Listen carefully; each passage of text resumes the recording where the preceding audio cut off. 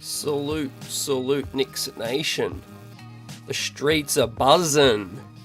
Great to be with you tonight as we react to a signing. Finally, Leon Rose has made possibly the final signing of the off-season. We're going to get our reactions to it with the best chat in the biz. Guys, smash that like button. And it's great to have you with us tonight. Let's talk about it. Landry Shamet coming to the Mecca, right? We speculated about it. He was one of the best names available on the free agent market. And now he is a New York Knick, right? Friends with Mikal Bridges. They did some things in Phoenix.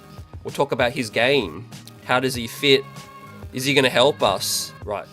Let's grade the signing as well, like we always do, and shout you guys out in the chat. Salute Knicks Nation. Salute Replay Squad as well. How we all doing? Great to be with you. Hope you're having a great weekend. And it was a nice surprise, I think, as I woke up to this news a few hours ago.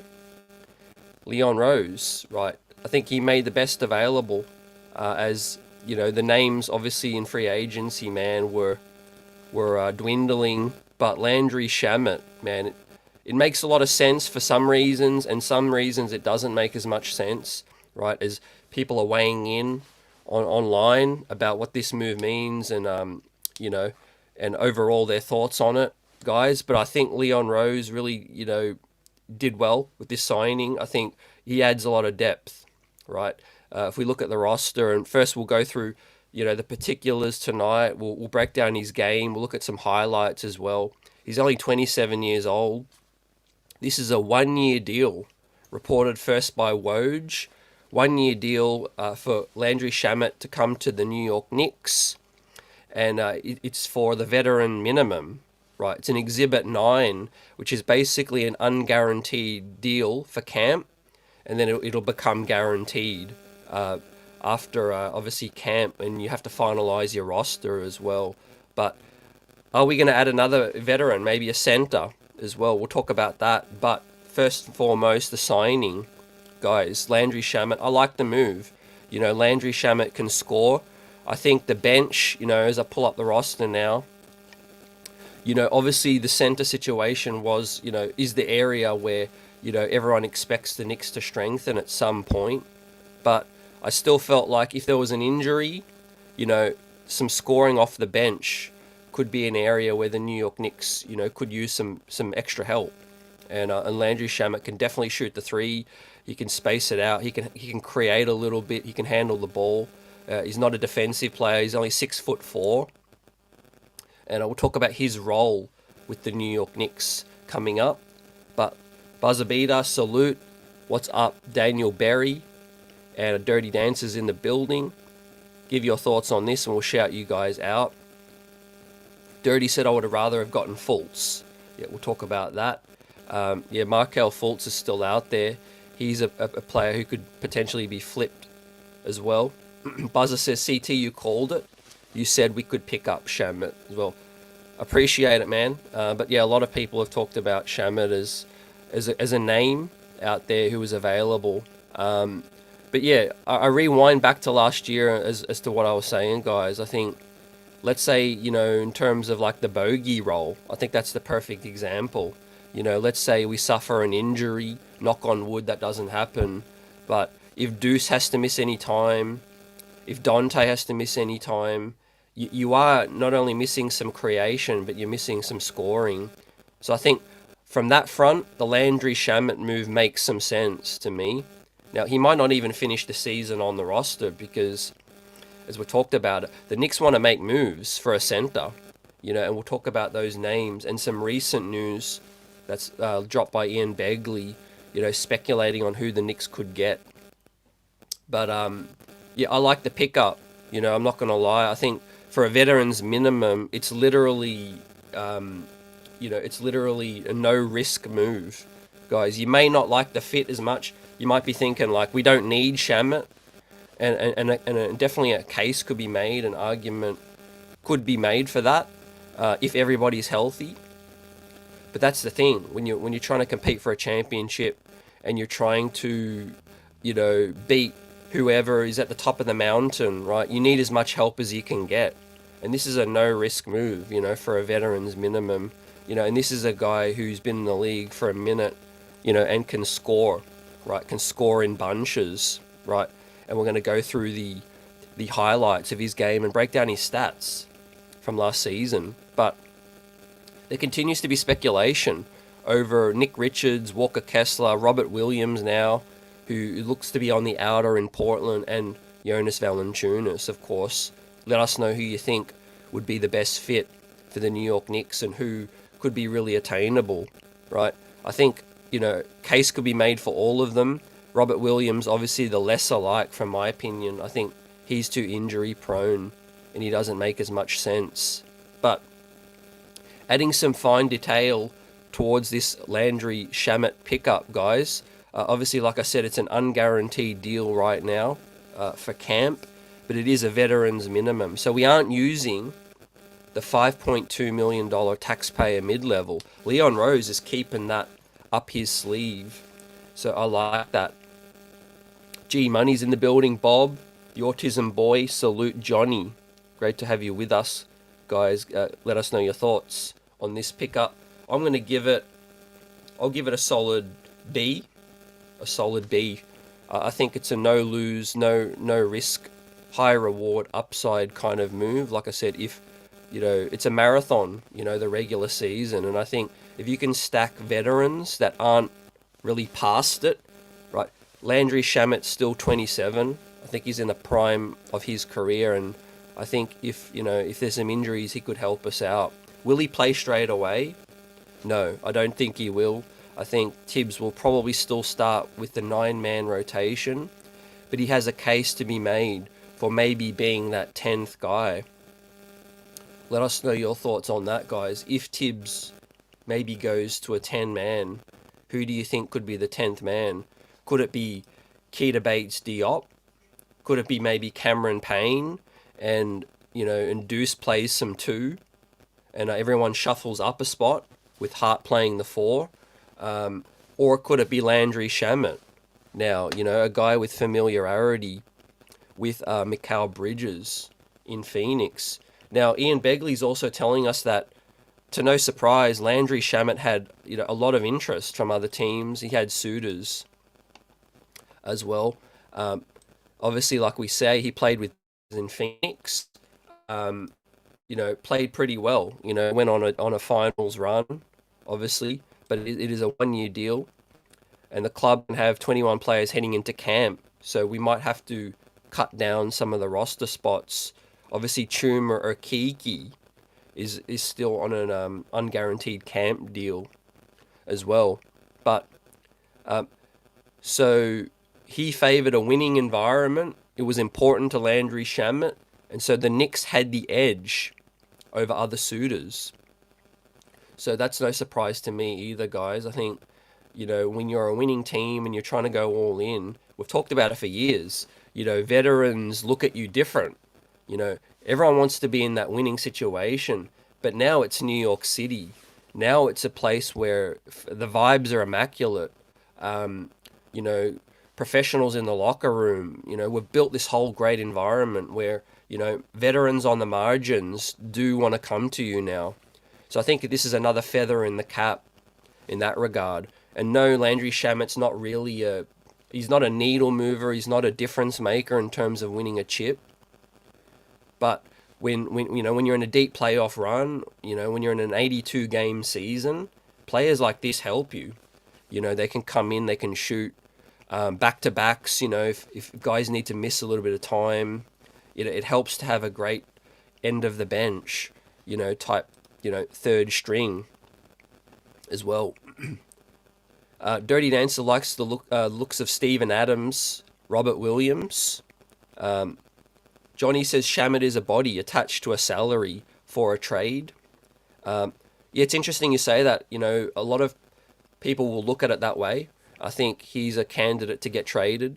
But the thing is with the cap right now, Johnny, is you can't combine multiple minimum salaries.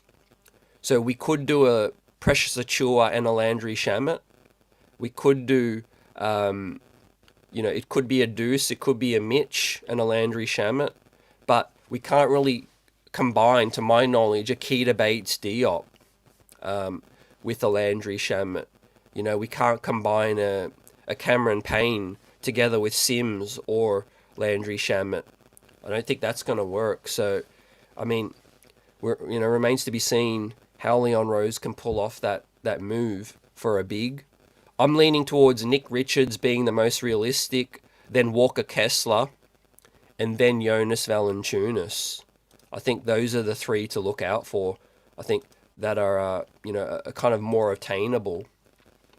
So yeah, we don't see this often, but guys, it's an Exhibit 9, right? So it's not really a fully guaranteed deal just yet. So that kind of leaves the door open a little bit. Brock Aller's really smart. Leon Rose is really smart. Training camp hasn't started yet. Free agency technically hasn't finished yet. So that just leaves the door open to have a non-guaranteed deal. But it becomes fully guaranteed at a later time once, the season begins in the camp. And then obviously we still have the taxpayer mid-level. So that's a really solid move. If we had used that to sign Landry Shamet, I probably would have looked at this trade a little different. But when we look at it, guys, there isn't a whole heap of, guys worth the 5.2 million, in my opinion. Bob says, I think a power forward or small forward we could have been a better move. But to me, this is looking like the Indiana team, but better defense. A lot of runners, but there is only one ball, and you're giving it a C for that. Yeah, valid points. I can understand. And here's some highlights, guys. So Landry Shamet, this is going back just a year ago. 31 points, 6 assists, 7 3-pointers made. He was hooping on Christmas Day, was Landry Shamet. He's the kind of guy that doesn't really have a conscience. When you're in the playoffs, you need those guys that aren't afraid, to stick to what they do. Buzzer says, I give the player a C-, the transaction a B. He was known for his few years in Phoenix. He was known for his D, but that has dissipated over the last 4 seasons. Yeah, he won't be coming in here to play any D, I think, as long as he's not a turnstile. But yeah, he'll be here to space the floor out, as there you see, catch and shoot. It's like Bob says, I've been talking about that a lot, guys. There's only one basketball, and our roster's absolutely stacked right now. So, I'm okay saying that he's insurance right now until we know more. I try not to overreact and underreact, because he could be a factor, but the way I look at it right now, he's not a huge factor in terms of, to me, our 9-man roster was kind of set for opening night, and it is built to win a championship. But I go back to, as the season goes along and maybe bodies, need a rest, it helps to have, guys in the third string roster that are actually NBA players, right? I'm not trying to throw shade at, Diakite, who, I think who is landed an unguaranteed deal. So salute to him.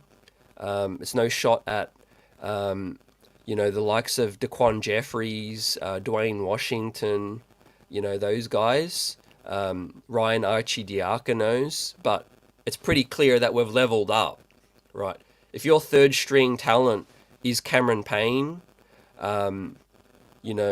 Jacob Toppin, Keita Bates-Diop, Kevin McCullough, Landry Shamet, Jericho Sims, potentially, you're in a better situation.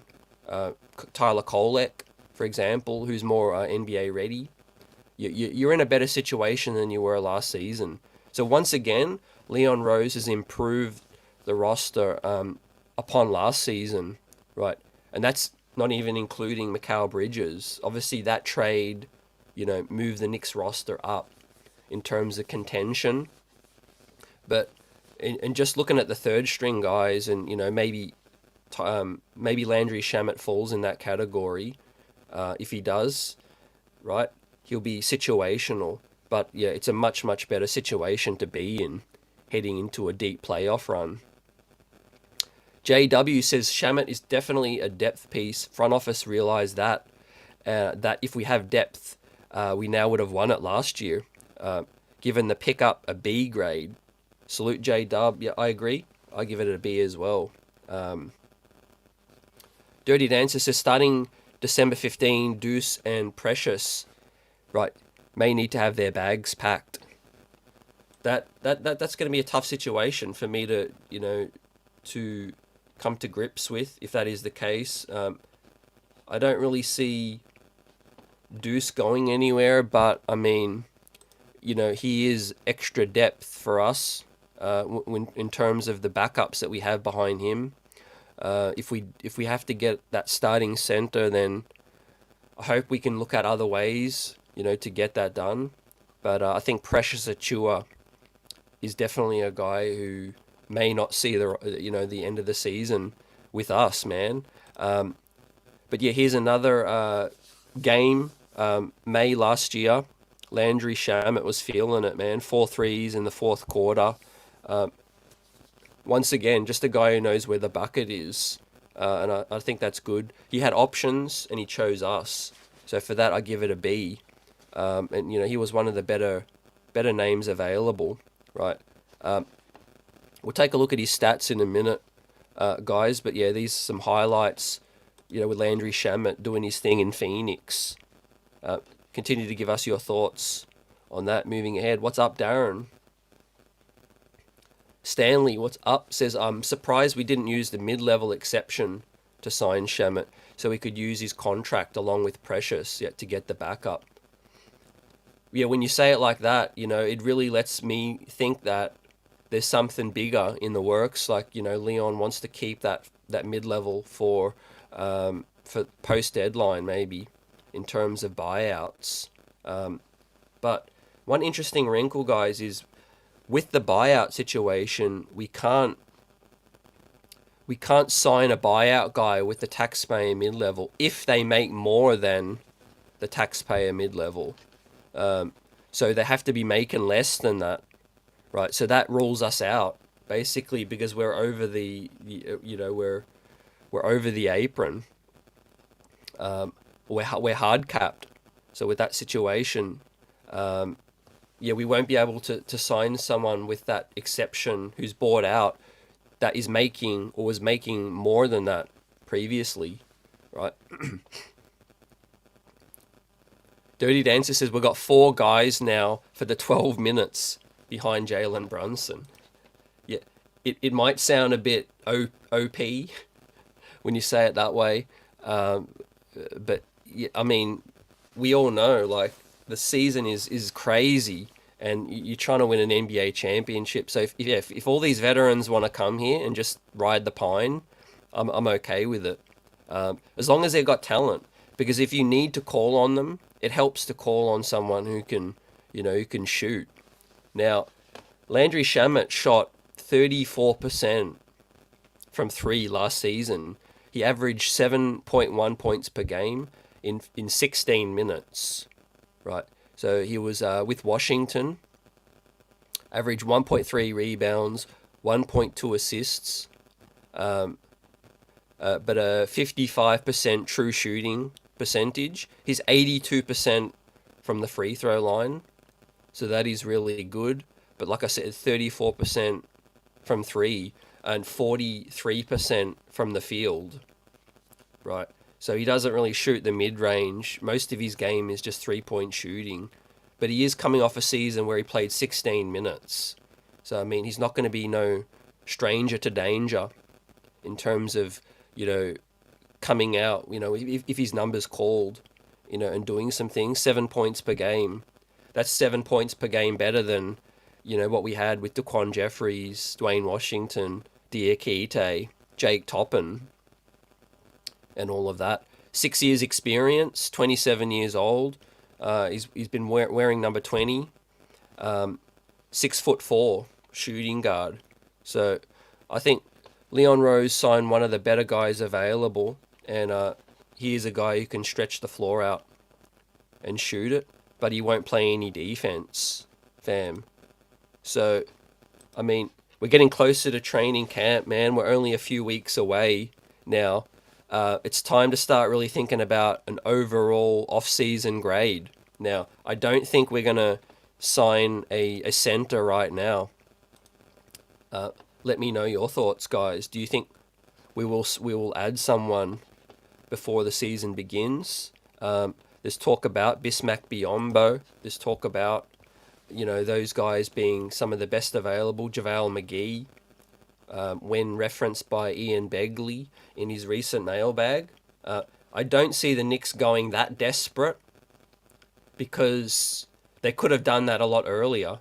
If you think about it, we spent the $6 million. We got Precious back. That was big. That was really big. And he's not a long-term solution. Like Dirty speculated, he's probably going to get traded for in a package for that upgrade. But to start the season, he's going to be, super important because we don't know yet if Mitchie's going to be ready for opening night. So for that, we'll have to wait and see. If he's not ready by opening night, then, Precious Achiuwa is going to be the big man, right? Not ideal.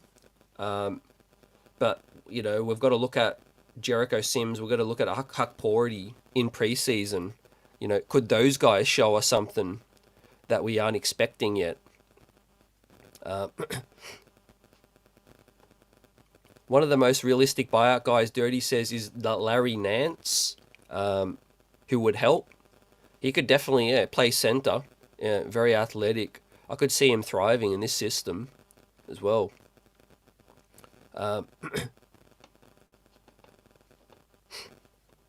So, yeah, I think in terms of what Landry Shamet provides, right, for a veteran's minimum, no risk move, right? If a move has a risk towards it, then I'm definitely going to look at it in a different way. But this is possibly the final signing of the offseason. It's veterans minimum.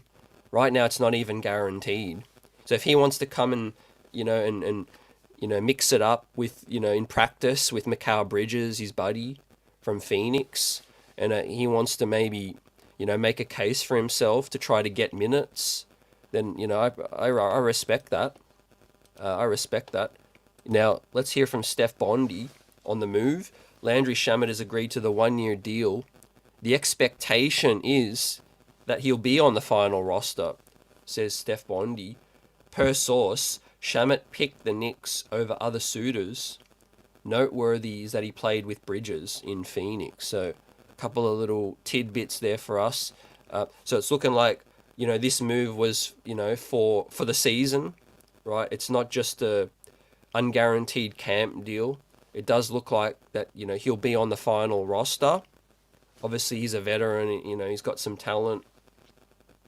And he also has picked the New York Knicks over 2 other suitors as well. So that's no surprise. I mean, I think he could have easily taken the veterans minimum and gone to, to the Nuggets, for example. I haven't heard anything, but I'm just speculating. After losing KCP, after losing Bruce Brown, after losing Jeff Green, the Denver Nuggets are a team that could have used a player like Landry Shamet. Absolutely. Phoenix are kind of pretty full right now, but I think Miami is a team that could have definitely used a Landry Shamet as well as some other losing teams, but he's chosen to come to the best team in the business, the New York Knicks, and welcome to the team, Landry Shamet. I give the move a B. And again, he's not a needle mover, and he won't, be the difference between the Knicks winning an NBA championship. But it's great to have that little bit of extra insurance for if and when needed, right? But nothing's changed my opinion, guys. I think it'll be a 9-man rotation to start. Tibbs loves familiarity. He loves to trust players that, he's, coming back with from last season. And if you look at the bench, if it's Deuce, Dante, Josh Hart, and Precious Achiuwa, then those are all the four guys basically that were here with us last season, right? Obviously, the starting five, with Bridges is a new piece to integrate, with OG and Randall, right? There's going to be a little bit of an adjustment, but that's what preseason is all about. That's what camp is about. But I really feel good about our bench. When it comes to guys knowing their role and knowing each other's tendencies, that can really help you get off to a fast start, and hopefully Mitch is healthy so that Precious can play his, normal role as the backup, right? Because one of the things that makes this center situation more dicey is that if Mitch isn't healthy, that's the real fear for most of Knicks Nation. With Mitch starting, it's like, okay, we're straight, we're okay, and we can get by.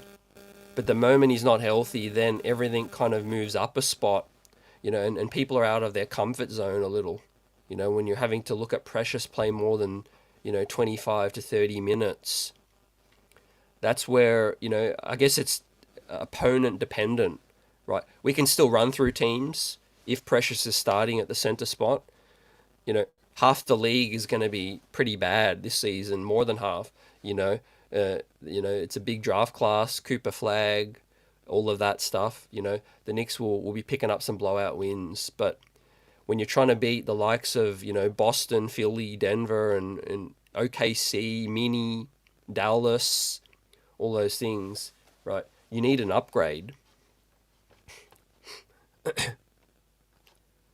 Jet Life salute, great to see you. I like the move for Landry Shamet. I give it a B, right? I think it's one of the best things we could have done. Knicks 25 Champ says I give the signing a B as well. And let's give us some grades for the off-season. Dirty Dancer says give the off-season overall a B+. Overpaid for Mikal, but a perfect fit. Overpaid OG, but had to do it. Extending Bronson was perfect, though, as well. I think that's very solid. B+. I'm going to go definitely with an A. However, I think it's really important that we built on last season. And I think Leon Rose, like you said, despite some of the things about overpaying and, giving up some of these assets to get him in the building, paying OG a lot, I think a lot of those were necessary. Like you said, with Boston still around, still strong, Philly improving. I think all I want to see as a fan, honestly, guys, deep down, is that we put ourselves in the best possible position to win a championship. The chips still have to fall, and the games still have to be played, and there's never any guarantee about anything in life. But all you can ask for is that we do the necessary, and I think Leon Rose has done that. It's tough to already improve on a 50-win team, but Leon Rose has done that. I think this team's poised to win more than 50, right? More than 55, quite likely, and definitely a chance to make the NBA Finals, right? And give ourselves the best chance to dethrone the Boston Celtics, right? Now, there's still some names out there, Mook Morris, and some of the center situationals with, JaVale McGee, Bismack Biyombo. I don't think that's very likely. But let's talk a bit about now what the Knicks could do in season, guys. Walker Kessler, I think where there's smoke, there's fire. Definitely his standing in Utah is very, very shaky, right? And he is attainable, right? But all we're doing is I think we're waiting for the price to go down a little bit, right? You see, Danny Ainge is good at what he does, right? He's good at getting the highest possible value for a piece that he may not, see as a long-term fit. So he was asking for 2 first-round picks, but that was never going to happen to me, right? I don't ever see Walker Kessler going for 2 firsts in this current age. I could be wrong, as always, but I could be wrong. But we'll have to wait and see on that. But I think he's one of the most likely guys to be really gettable. and I think Jonas Valanciunas is the other one, and I think Nick Richards is the other one. Now, what are your thoughts on Portland, guys? I mean, it just hit me the other day how many centers they've got. They drafted Donovan Clingan. They've got DeAndre Ayton. They've got Time Lord Robert Williams still. And of course, they've got Duop Reith, fellow Australian who's a guy, 28, still showing that he can, be an upside player in the NBA. That's 4 bigs, man. We'll kindly take one of them off their hands, right? But I would probably look at, Duop Reith. For me, Robert Williams, salary-wise, it's gonna cost, and is he really gonna solve a problem, right, for us? I'd love to get your thoughts. AP, salute. The streets are buzzing. Guys, welcome in. If you're just joining us, please smash that like button and like and subscribe to the channel. Knicks 26 champs, yes, solid B. Buzzer beater with a super chat.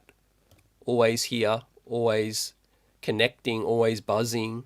Buzzer beater says, does this mean that Mook, TJ, and Fultz are out?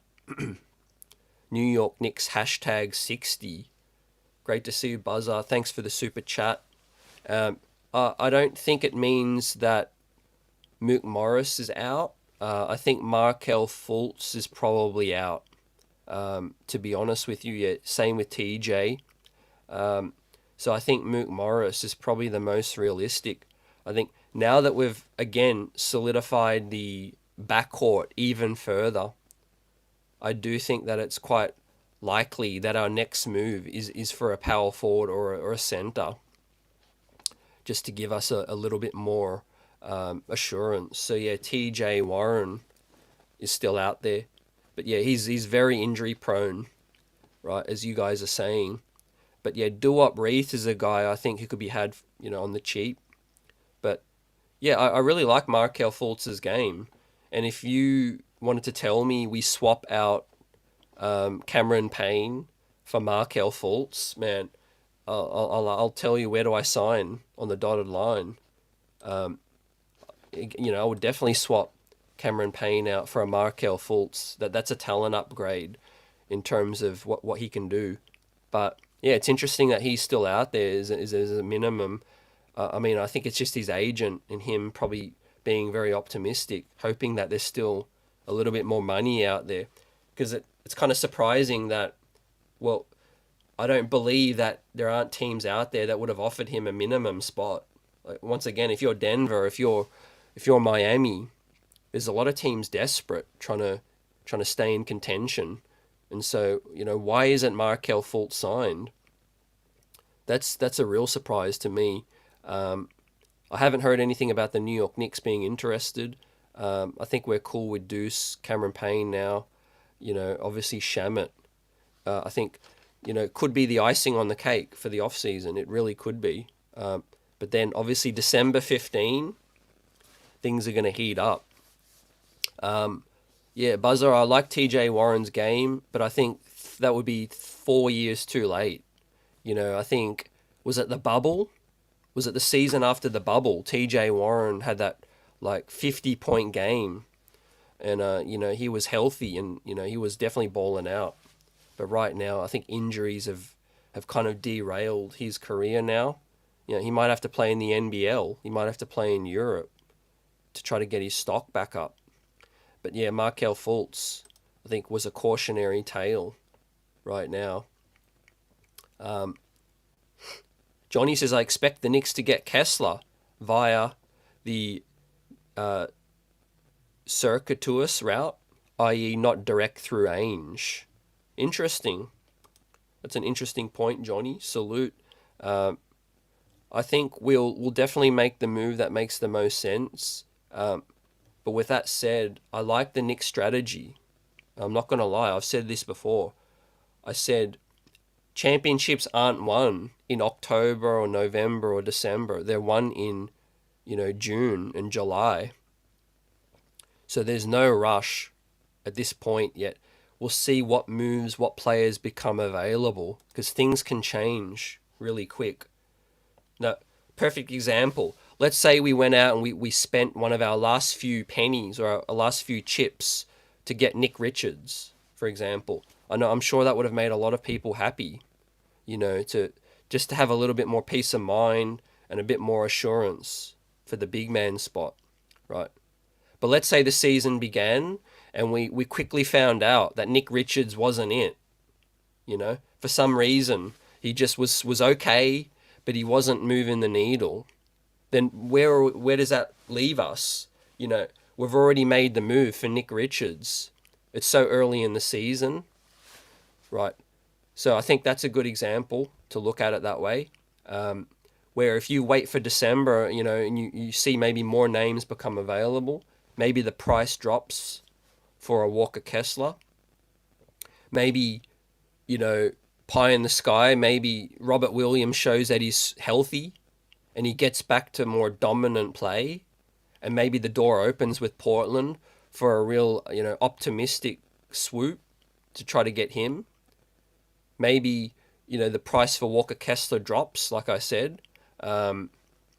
Maybe you see a player that you already have, starts to fill that role, and maybe you look at other areas.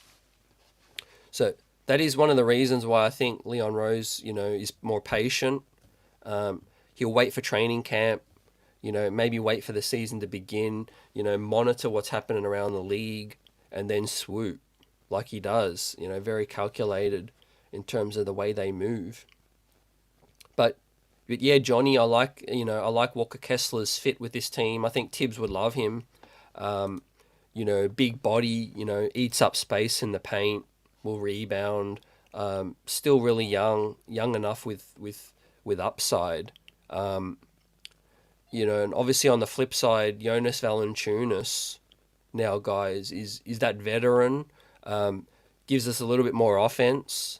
$10 million salary. So the Knicks would have to send out more salary than that. Obviously, we have to send out more salary than we take back, so that we don't get hard capped. That is a key thing to keep in mind when we're set to make a trade, guys. But I think we can easily make that trade happen when you're looking at a precious Achiuwa.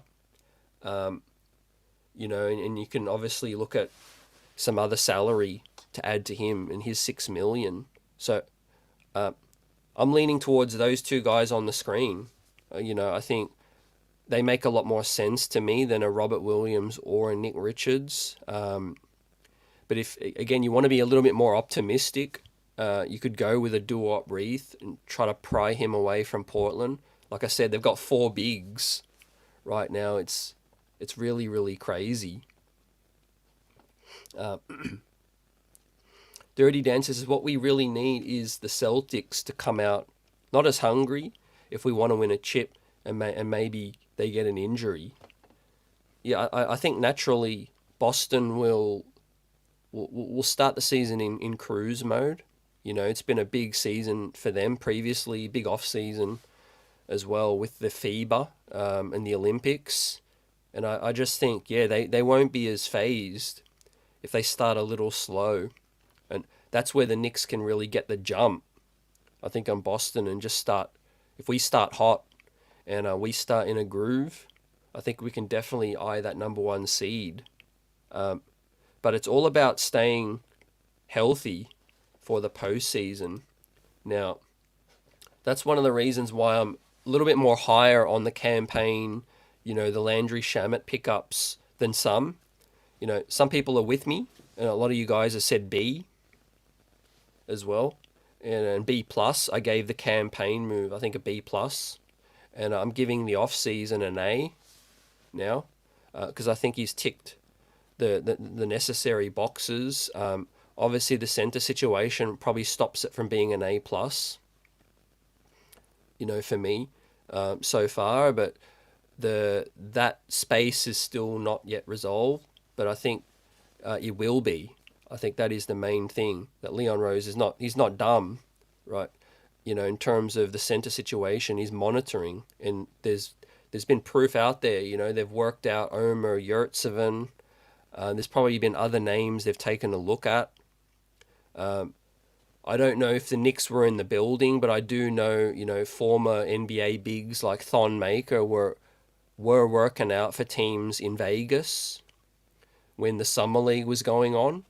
Thon Maker was there working out in private facilities with a lot of NBA teams in attendance. So I'm pretty sure a Knicks scout would have been there watching.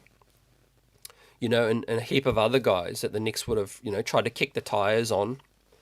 But ultimately, I think nothing moved the needle for Leon Rose yet. I think Walker Kessler was his main target. There was some pretty significant talks with Utah and negotiations with them. But like we did for the first time with Donovan Mitchell, we walked away. When Danny Ainge was just, he was asking for too much.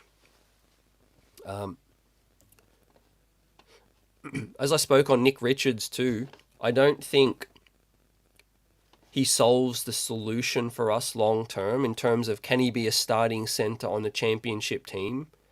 He could fill a backup role, but I think if we are going to make a move, we may as well, swing and get a guy who could start just in case Mitch goes down, right?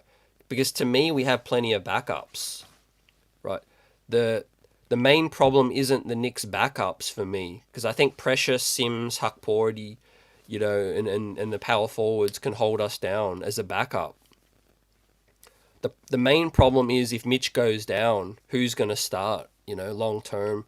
Are they going to be good enough to hold us down? So I think if we are making a trade in mind, it's to bring in a starter, I think that's the only logical way to look at it, I feel. And if you look at all these names, apart from Nick Richards, most of them, they're all starters. Yeah, Dirty agrees, says Nick Richards doesn't play hard enough on D unless you can get him on the super cheap. Unless it's just too good to pass up. A couple of second rounders. Buzzer Beater asks, I hear Vucevic a lot. What do you think he costs? Yeah, I don't think Vucevic is a Tibbs kind of guy.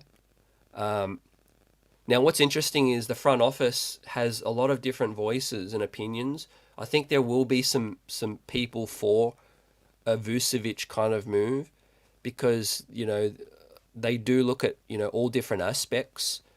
He's a talent, You can't deny that he can shoot, he can score. He's a former All-Star.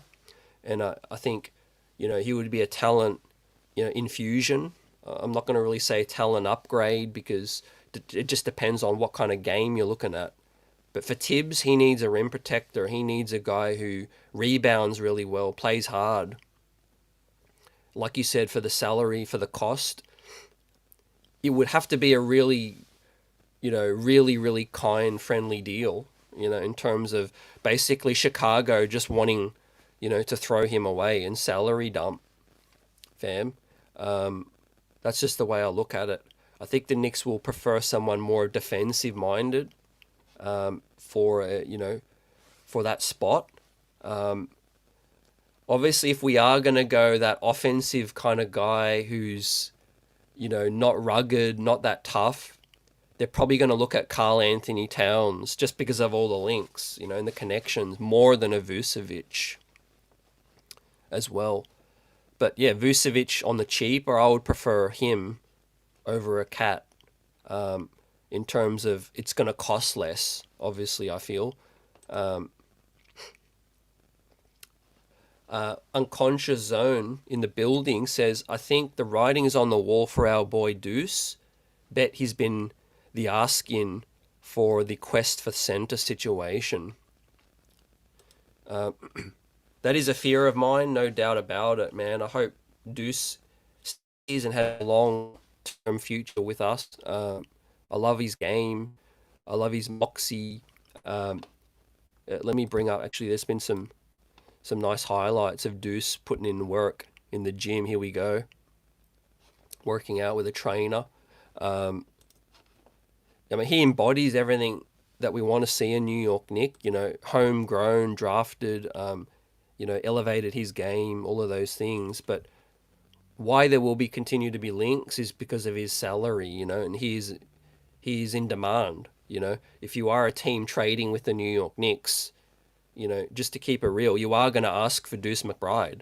Now the Knicks might shut that down, but if you are another team, you're definitely going to ask for a Deuce McBride. I guess similar to Portland when we talk about all their bigs and we laugh about them, where they got 4 bigs. Other teams will be talking to the New York Knicks like, hey, you've got Shamet now, you've got Kolek, you've got Cameron Payne, you've got other guys there that can fill in the void for a Deuce, but none of them are as good as Deuce. That's the main concern for me. Deuce is proven, playoff proven. It'd be tough to give that up. It's one thing to get a talent right, to draft a talent in the second round and have them actually pan out is a huge win for you. But it's another thing for them to actually be on a bargain contract, playoff proven, helped you win a playoff series, and then huge upside as well, still on a really friendly deal. It's just going to kill me to see him traded for a big man.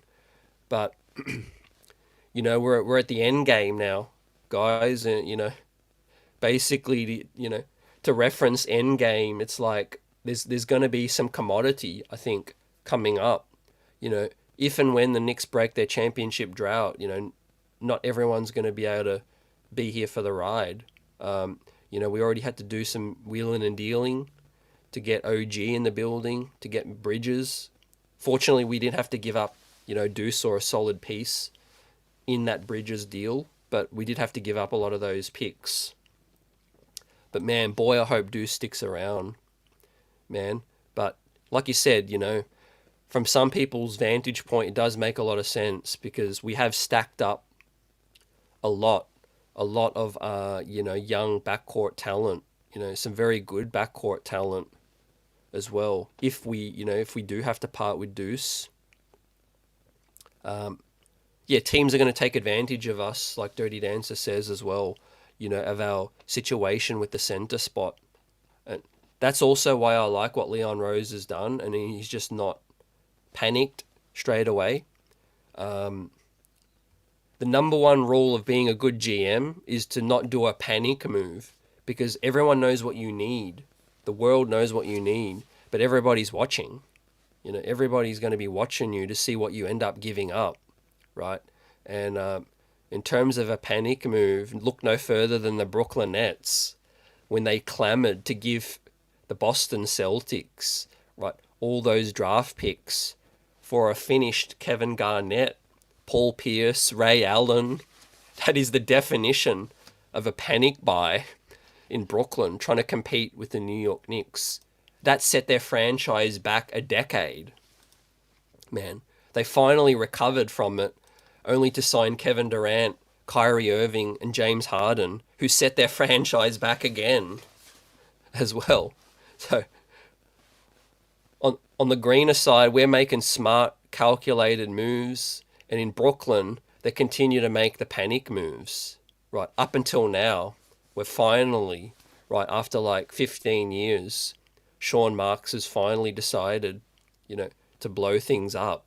Right, he understands that once you've signed Kyrie and KD and it didn't work out, there's no other free agents that you can sign that's going to top that, right? So they've decided to go the other way and blow things up. Pablo, what's up? We need variation at the center position. Yeah, part of me really wants to see an offensive five, at least a guy who can shoot and do some more things. That's my preference, but I think what we've seen from Tibbs, what we've seen from the body of work with Tibbs is that he doesn't mind. He's had the Joakim Noahs. He's had guys that just basically do the dirty work, rebound, put backs, rim running, lob threat, set good screens as well. I think Tibbs has shown that that's all he needs to win.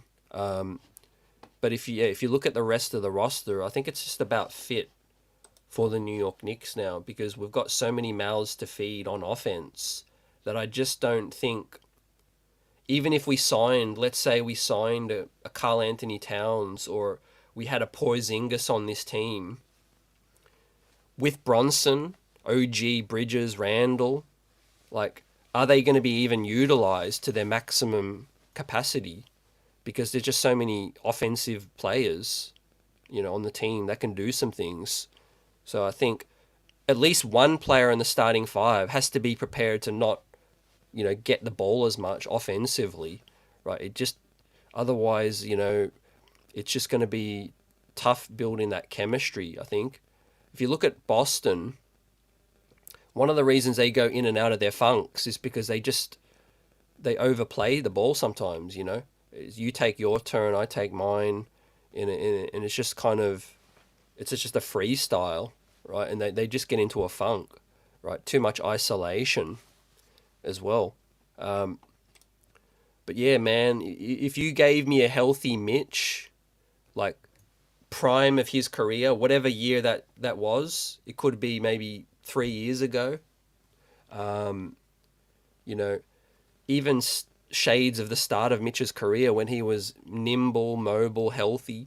You gave me that version of Mitch, right? I think that could be enough to be the starting five on a championship team on this current roster, because that's all we need. I think a healthy Mitch, or a healthy type center that does what Mitch does, I think that's sufficient to get it done, fam.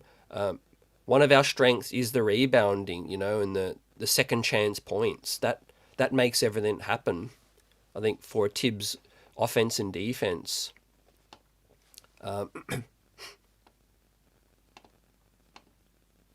Yeah, Cat's soft, and he plays OKD at times. To me, the biggest thing about Cat, why it's a no for me, is his contract.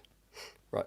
If you want to talk me into Cat at 30 million, it's an alternate universe, but you could talk me into that. 30 million, it's like, it's not even a big max. But Cat for 55, 60 mil, he takes up too much of the cap. For a player who's, like you said, questionable in the big moments. What's he going to give you in the finals, in an Eastern Conference Finals? One night he might be shooting lights out, then the other night he might go missing. And questions over his willingness to battle, in terms of battle in the paint as well. We don't just need another jump shooter. I mean, despite what people want to see out of the center situation, we still need a guy that's going to bring those intangibles, like Mitch Hartenstein and that, right? Right. You could give me the best floor spacing big, ever seen. That still might not be enough, because you still need someone who's going to protect the rim. You still need someone who's going to rebound as well and do all that, right? So I think maybe a healthy compromise is going to be like a Jonas Valanciunas. Jonas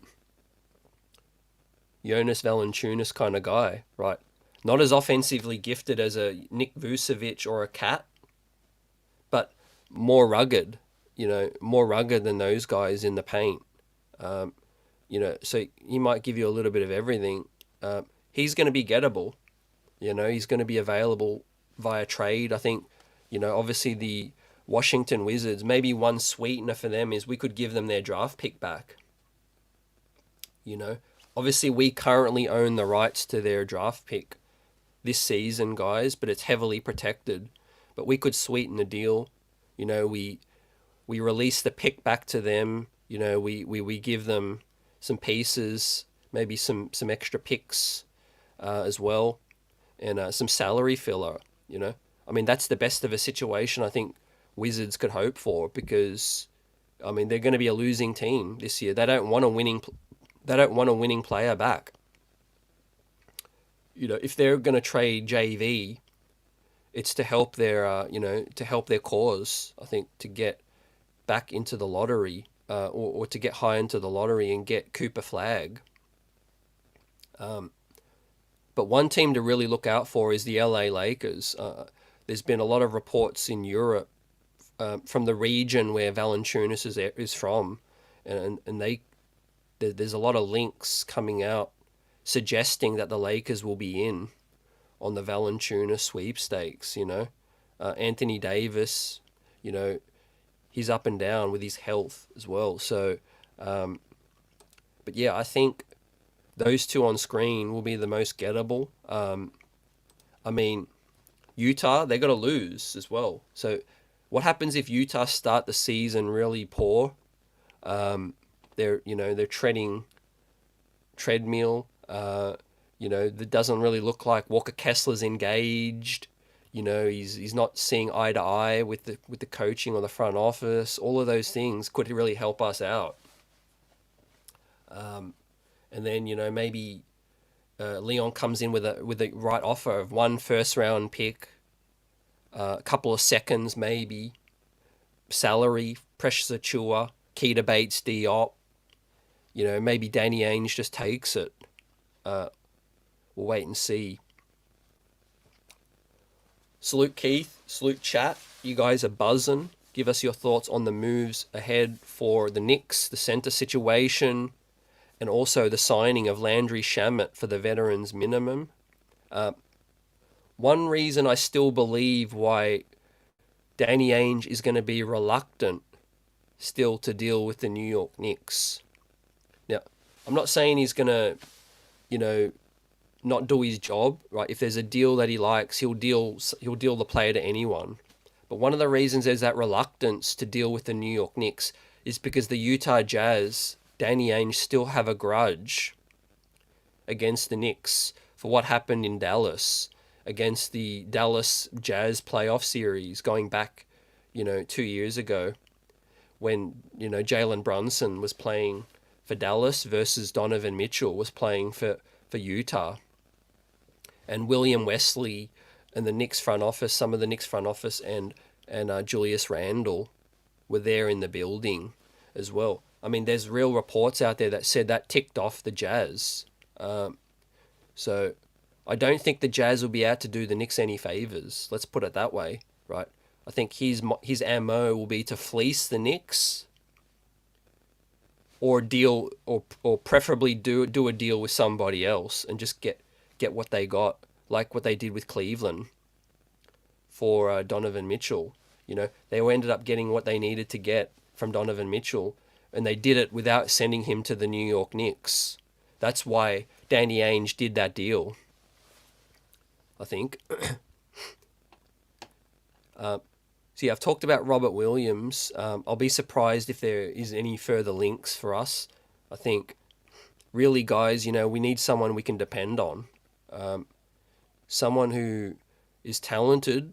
Robert Williams ticks that box, but I think he's got to prove a lot more. He's got to stay healthy first. Bob says, no, we need a Sabonis, pick and rolls with the ability to give us triple doubles. That is the dream. I would take Sabonis right now. I would take him on this team if we could get him. I like his game. But yeah, defensively, he's not great, though. He's not great defensively. But if we had a defensive backup, I think that would help. Dirty Dancer says, I'm more confident in the Detroit pick converting at some point. Yeah, it's going to happen at some point. I really feel like Detroit, I mean, you stack so much lottery talent together. It's got to come together at some point. But I always kind of look at the rest of the league and who is going to be worse than them still.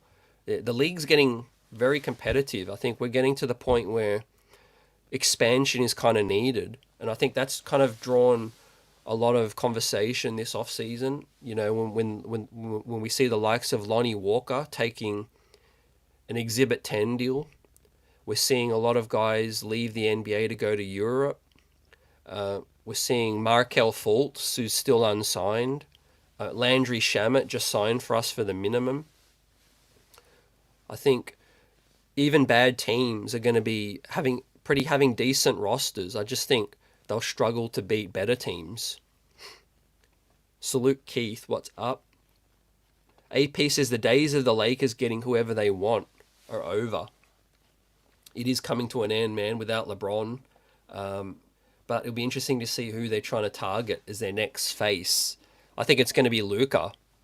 I think everything's poised for LA to roll the red carpet out for Luka Doncic, fam. If Dallas were to make the finals again, or if Dallas was to fall short, Dallas would have a real fight on their hands, fam. Kyrie Irving is aging. Luka wants to get to the top of the mountain, right? It's interesting that I'm hearing that the Brooklyn Nets are interested in Jimmy Butler as well.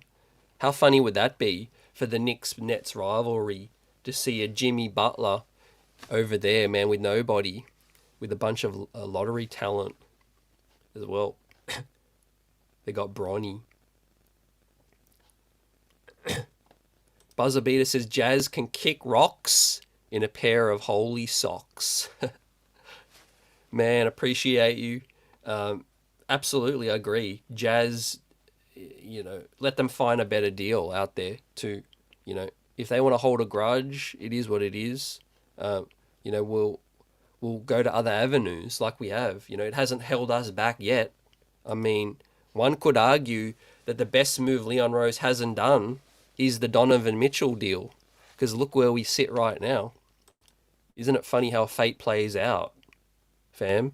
Where the Utah Jazz are kind of stuck, right? They had to give the money to Lauri Markkanen and keep him, but their aim is to lose this season.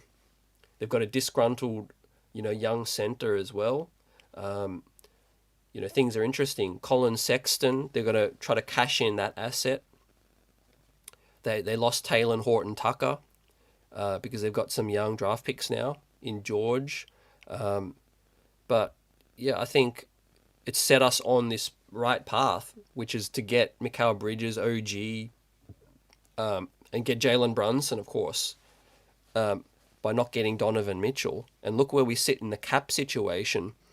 We're one of the healthiest situated teams in terms of cap finances now, right? We're able to get guys like Landry, Shamet signing with us for non-guaranteed veterans minimums, and Cameron Payne. Remember back in the Phil Jackson days, guys, we would have to spend the $5.2 million to get a guy like Cam Payne. I remember we gave it to Brandon Jennings. Remember we gave Ron Baker 4 years, 16 mil, with a no trade clause de facto. Phil Jackson had to overpay to get these marginal talents in here. Now they're signing for us for the veterans minimum. That is a big step up. Deuce McBride's contract is, one of the best contracts in the NBA right now. Even Mitchell Robinson's is when he's healthy, too. David M says, I hope we take a swing at Jalen Duren. Nice name. I'm glad you brought him up because I think the Knicks really do have interest in Jalen Duren. From what I've heard and reports that have come ever since draft night, the Knicks and guys in the organization are fans of Jalen Duren. He's been a little inconsistent so far. He hasn't really exploded yet, but he could be a player to be had on the cheap. That Tibbs could work with Mark Bryant. We're a good situation. I think that could turn Jalen Duren into his full potential. It'd be interesting to see what it would cost, As I said, with Detroit, as they continue to get more draft picks, guys get squeezed out. Remember, the guard that they had to squeeze out, the French guard, Killian Hayes. He ended up leaving that situation as well. There's a lot of talent, coming in, and some guys are going to lose their spot. Jaden Ivey is another one who's kind of, whose stock has really dropped with that one. But yeah, we're managing the cap, we're managing the roster really well. It's a shame this center situation, it is, but I think we will make a move for the future. that's going to shore up the potential starting spot, right? And I won't be surprised. Look, a lot of people are talking about Deuce. I love Mitch, but I won't be surprised if Mitch is the one in a deal. That just wouldn't shock me. Am I expecting it? Not really, not really. But if you're talking about a significant salary that's going to go out for the Knicks to make that trade in the future, if they're trying to get a guy who they think can stay more healthy, who they think could do similar things and help us out, I won't be surprised if Mitch is the one in a deal. Now, I'll prefer to keep Mitch, absolutely, even if you could split minutes between him and the other guy. I would go that route. But what's interesting is you look at the salaries, guys. Precious only makes $6 million. Deuce only makes $3 million. And so, Mitchie's, a really friendly deal that other front offices are going to look at and say, all right, worst case scenario, we only get a little bit out of him, that at least his contract isn't bad. So for that reason, I hope we keep Mitch, but, keep an eye out on that. Because it's basically coming into the third season now, where if he's not healthy this season, it'll be 3 seasons in a row. So I'm looking at that closely. That's one of the areas I'm looking at closely. Obviously, Mitchie in training camp, is he healthy to start the season? John says Shamet is not a bad player. I hope we get Richards, Duren, or Kessler. Yeah, I like those names, John. I would prefer Kessler first, then probably Duren, and then Richards. But yeah, they're the more gettable names. I like them over Vucevic, over Time Lord, and those kind of guys. So, yeah, Landry, Shamet, you can shoot the 3. Great pickup. I gave it a B. Salute Prezi, salute Marvin. What's up? Give us your thoughts on this. Marvin says, I would trade Mitch because he is injury prone. So, yeah, a lot of people share that same thoughts. Even if people that don't think he's injury prone, a lot of them are freak injuries, but the track record is that, he gets injured, and some of those things that you just can't ignore if it is happening again. Now, if he comes out and he's fully healthy this season and he's there for us when we need, great. I even said it in the playoffs. I think, I was I was admiring everything Mitch did to get back. Remember at one point in the season, Mitch was ruled out, like he's just not going to come back. People were talking about it like, like he's not going to be down for the playoff games. But then, he did rehabilitation. He fought all the way back, and he worked hard to get back for us and give us something. And then for Joel Embiid to ruin that, and do what he did with that dirty move, right? That was so uncalled for. And I think Mitch was unfortunately the victim of that dirty play. That could have changed a lot of things for us. But look, man, ideally, we pair a Mitch up with a Walker Kessler, or we pair him up with Valanciunas, and you have yourself an excellent 2-man tandem that can give you a bit of everything. And I think if we can get it done and only include a Precious Achiuwa, throw in key to Bates-Diop if you need to, throw in some extra picks that aren't, unprotected. We'll see.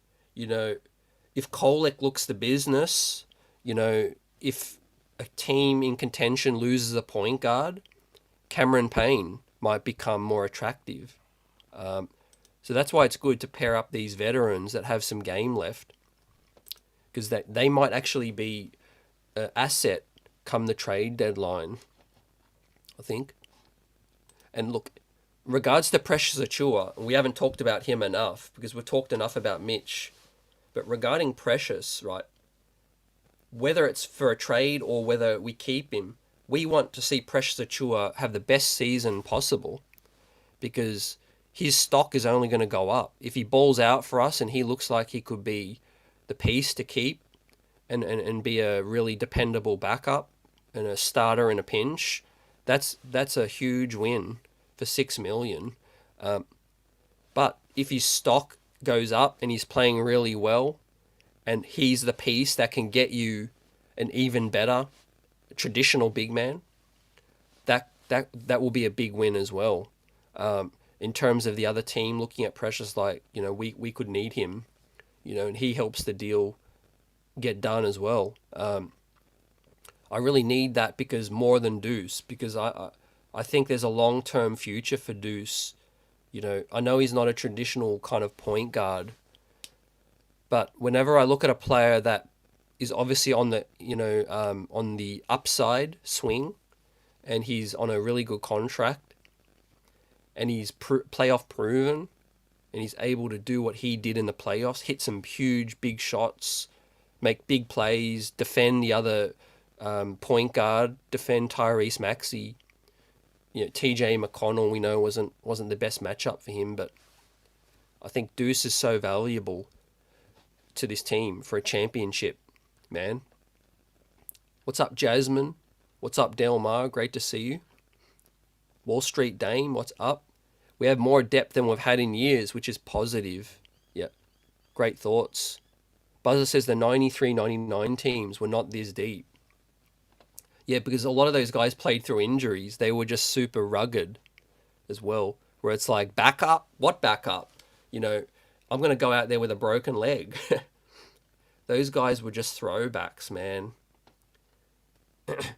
They played, man. They played 38, 40 minutes as well. That's why Tibbs, a lot of those players fit Tibbs to a T. Buzzer says, I've heard rumours about Randall and Mitch taking longer to be ready. CT, we have a full complement. Will we have a full complement of players on opening night? Yeah, I'm not going to lie. I've heard a few things as well. More about Mitchie. I think Randall, there's nothing to really be worried about with Julius. That's just rehabilitation. Get the contact out of the way and just ease his way back. And I think he'll be ready for opening night. I think they'll play it smart in the preseason with Julius. He's a veteran. He's a 2-time All-NBA, 3-time All-Star. There's nothing we need to see from Julius really in the preseason other than that he's healthy. So I would just keep it cool with Julius and keep his minutes low. For Mitch, look, nobody really knows right now, and I think I said this previously. We wait for media day. We wait for training camp. We wait for media day, which is on September 30. Just 2 weeks away, fam. Now, and we will get a status update. I think we will obviously get to talk to the Mitchies. Reporters will get to talk to him, and we'll get to hear about where those guys are at. But once again, with Mitch, I'm not really worried in terms of, I don't want him, getting re-injured in an off-season workout or anything of that nature. So I think those guys, as long as they're okay for opening night, that's the main thing for me. But yeah, I wish I could promise, but I don't know if those guys are going to be, 100% opening night. But I do think they'll be available. With Mitch's injury, it takes time. It takes time to build up the reps, in terms of the lower leg injuries for a big. And those guys, they need to be comfortable. But yeah, that just made the Chewy signing huge, whether he's actually in a trade as a chip, or whether he actually gives us huge minutes once again and he steps up in a major way. Either way, a huge part of our success lies with the fate of Precious Achiuwa and Mitchell Robinson right now. The thinnest part of our roster, and in terms of that, and you could extend that to power forward, because Precious is kind of supposed to be power forward depth in an ideal world, guys. Josh Hart, he's talked about playing the 4 spot, and that's not his ideal position. We do need size. Marvin says teams will ask for Deuce and Kolek. Yeah, they will. They will ask for Deuce. That's just the way it is. Again, if you're a front office negotiating with the Knicks, you'll make those points. You'll say, hey, you guys really need a center, you know. Don't try to duck it, you know. You do have a lot of backcourt depth, right? Teams will say this to the New York Knicks, right? And it will be factual, right? We do have depth at the backcourt position, and we really need depth at the center situation. But for me, that's still not enough to move Deuce in a deal. Unless it's for like a, you know, a huge needle mover, you know. If you are signing an all-star kind of guy, then of course Deuce has to go, you know, if you're going to sign an all-star. But right now we don't really need that at the center spot, I don't think. I think Valanciunas, Walker Kessler would be enough. Let's see, man. Could a guy be going for cheap once the season begins, right? But once again, count me out of the Robert Williams sweepstakes, right? That would be even more risky. Jasmine says Julius just needs to stay healthy. Delmar says Tibbs will play a unit that he can trust. Yeah, definitely. That's why I think it'll start as a 9-man. Fam, I think it'll be a 9-man rotation to begin. Now, who would be the 10th man? You could go many different ways. You could say that maybe the 10th man could be Keita Bates-Diop. You could maybe say the 10th man could be Landry Shamet now, and Deuce plays the 1, Landry Shamet plays the 2 off the bench, Dante at the 3, Hart at the 4, and Precious at the 5. You could also say it could be Campaign, you know, and Deuce plays the 2. I don't think, to start the season, I don't think Tyler Kolek would be in the rotation. Now, I'm high on his game, and that's not really part of what that, you know, conclusion is about. I just think their plan with Kolek will just be to, you know, see how he plays out, ease him in, and play him with the G League a bit, and see. But if he completely outplays people in training camp, I could be wrong.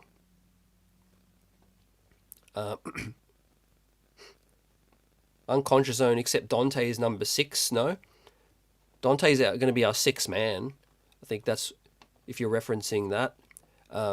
Dirty says, when you trade all your picks, you have to trade players. Unfortunately, Deuce is the sacrificial lamb to get a big.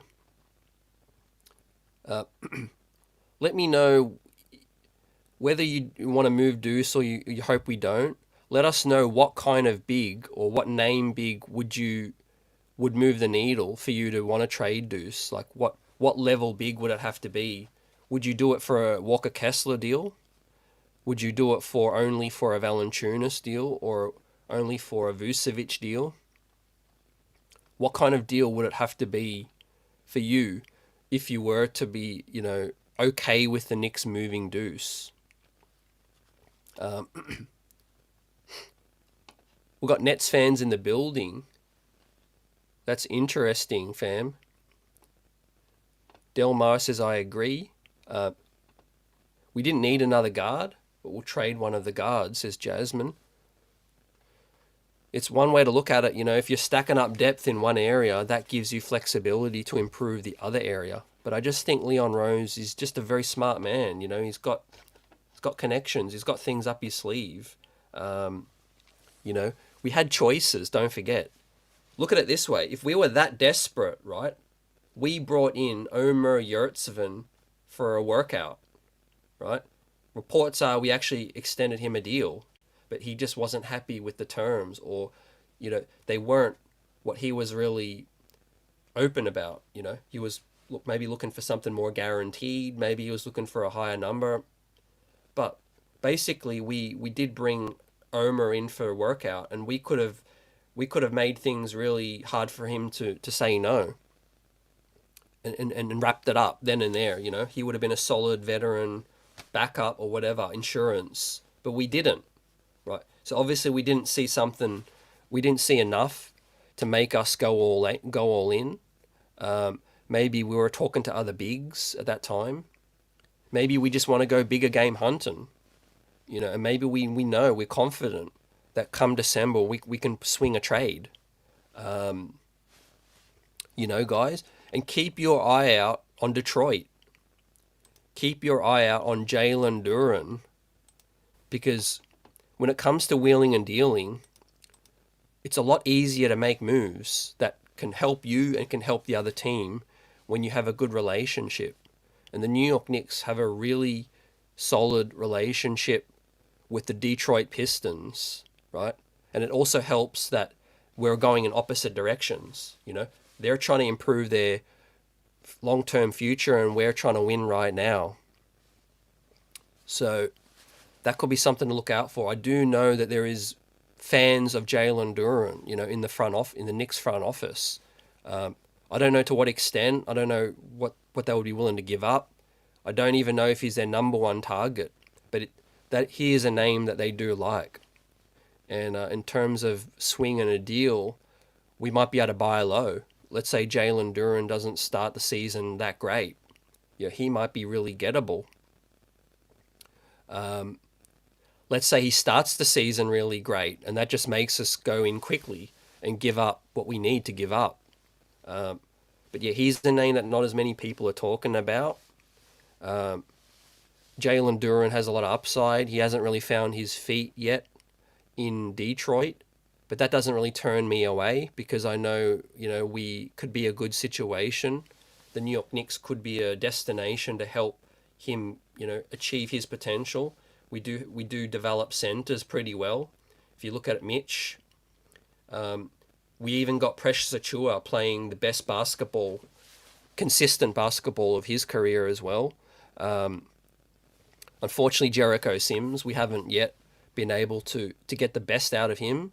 But then one could argue that, he was the 58th pick, and he's been able to stick as well.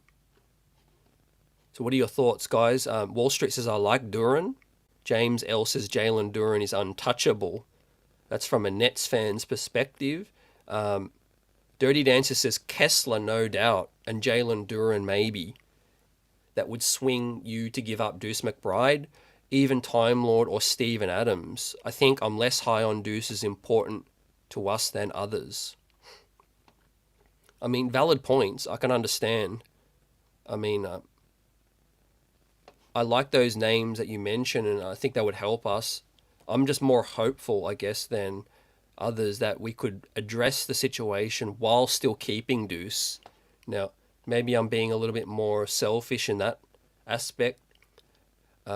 It's tough to know without knowing these deals in front of us, without knowing what Leon Rose has been presented with, what kind of deals. But I am glad that he walked away for Walker Kessler. We're not dumb. You got to think that we could have done a Nick Richards deal if we really wanted to. Again, any deals that haven't happened yet, like the Omer Yurtseven one, like Nick Richards, like Walker Kessler, the reason those deals couldn't have been done is maybe because we didn't want them to be done, I mean, Nick Richards he's not exactly a keeper for Charlotte. So if we wanted him bad enough, we would have made it happen, right? You offer Deuce McBride, bang, you get Nick Richards. There's no way Charlotte is turning that down. So if we want someone bad enough, we would have done it already. But one thing that leads me to believe that Leon is, waiting for other things, or, he's thinking about it, is because nothing's been done yet. And, he's waiting, or he's seeing another move on the horizon. Prezi, we talked about the deal being an Exhibit 9 contract. Appreciate the detail on that. That is quite interesting. Yeah, I'm glad that we didn't have to spend the $5.2 million, because that could come in handy. And I talked about the significance of a solid free agent choosing the New York Knicks situation more than the money. Previously, guys, that have decent games would choose a contender like the Nuggets or Dallas or, all the years back, going back to Phil Jackson even, we would have to overpay for Brandon Jennings, give up a mid-level. We'd have to give up, mid-level type money for Ron Baker. But now it's different, B+ for the campaign pickup. And I give the Landry Shamet pickup a B. Fam. Yeah, Pablo, we have Detroit's pick as well. Yeah, we do have that pick still as well.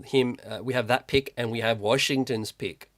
So that could, if you follow the path, that could lead us to Jonas Valanciunas, or that could lead us to getting a Jalen Duren. Like I said, guys, we want to go bigger game hunting. One thing that you look into Leon Rose's previous transactions, you look at his track record, is he goes for the guy he wants, right? He doesn't just go for the guy he can get, right? Look at OG Anunoby. He was the target. He was the guy they identified and said, we're going to go out and we're going to get him. Mikal Bridges was another one. So I don't think it'll be any different in regards to the center situation, right? We're only going to go for the guy that we really want to get, that we think long-term, that can help us, right? Maybe Nick Richards just isn't that. Maybe he's a fallback. Maybe he's plan D right now. Maybe he's plan C. And we know that we could get him at the deadline, but we're waiting for something bigger, right? Yeah. One example I said before, guys, if you cashed in some of your chips to get Nick Richards right now, and what happens when the season starts and it looks like he's not the guy, or it looks like he's not really going to be much of a difference maker over a Precious, then where does that leave you? So I think one of the smart reasons to not do anything right now, unless you can get your guy, is to just wait it out. They don't hand out championships in October, November, and December. They do in June and July.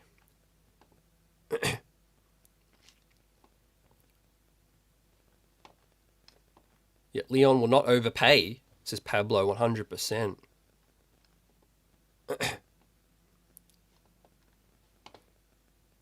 Yep, Leon Rose will not overpay for players, says Jasmine as well.